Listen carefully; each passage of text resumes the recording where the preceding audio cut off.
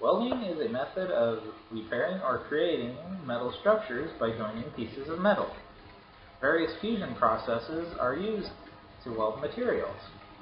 Heat is the most commonly used fusion process. Today, I'm going to show you how to properly and safely operate a wire feed welder. First, you will want to inspect the area in which you will weld.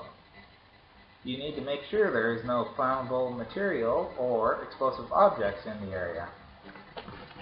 Welding sparks are hot, travel far, and burn fast. Once you have cleared your area, you will need a good source of light. Fluorescent overhead lights or a shop light mounted on a tripod are recommended. Next, you will need good ventilation. If you are welding in a garage, you will need to open the garage door. If you are in an enclosed shop, you will need exhaust fans and/or open windows. Finally, make sure there is a fire extinguisher handy. Now, let's discuss safety gear. You'll want to wear a long-sleeve sweatshirt or leather welding sleeves to protect your arms from burns. For the same reason, you will want to wear pants, a pair of sturdy boots, and a pair of leather welding gloves. As I said earlier, welding sparks are hot. Trust me, you wouldn't want any of those little buggers on your bare toes or sliding down your shirt. An important piece of safety equipment is the welding helmet. It protects your eyes from harmful UV rays produced by the welding arc. Excessive exposure to UV rays can cause long-term damage to your eyes. Most industrial welding helmets have a screen that darkens automatically each time the welding arc starts. Now, let's discuss setting up your work pieces. First, clamp together two pieces of metal for a test run, using a pair of adjustable clamps like these are the easiest. Make sure that your test pieces are the same material as you plan to weld.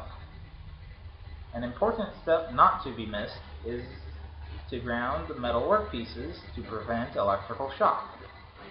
The purpose of connecting the welder to ground is to ensure that the metal of the welder and the ground are at the same potential.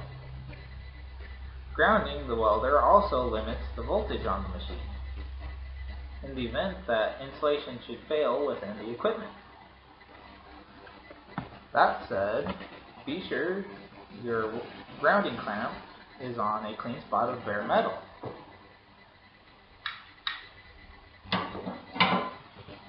If there is no clean spot or the metal is rusted, you must clean it. A stiff wire brush or a grinder with a sanding disc are the most helpful tools for this task. Now let's discuss setting up the welder. First, you will need to inspect and clean the cup of your welding torch using a pair of welding pliers.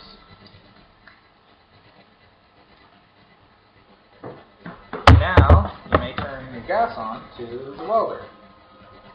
For mild steel welding, a commonly used gas is called stargon. Other metals and alloys require different gases, so be sure to use the correct gas. Finally, flip the switch on your welding machine to the on position. Don't forget to lower your welding mask before you truly start to weld. You want to save your eyes. Now, weld on a spot of your test piece. If there is very little weld, then you will want to turn up your wire speed. If there is too much weld and it puddles up, then you will want to turn your wire speed down. Adjusting the heat of your welder is next. If you make a hole in your test piece, then you should turn your welding heat down. If the weld bounces around on top of the metal, then it is best to turn the heat up. You can begin welding your project together once the weld on your test piece is smooth and fluid. When you have completed your welding project, let the metal air cool. Do not pour cold water on the metal. This will make your weld brittle and your structure may fail. When you are done welding your project, be sure to always shut off the gas and the welder. And this is how to properly and safely operate a wire-cooled welder.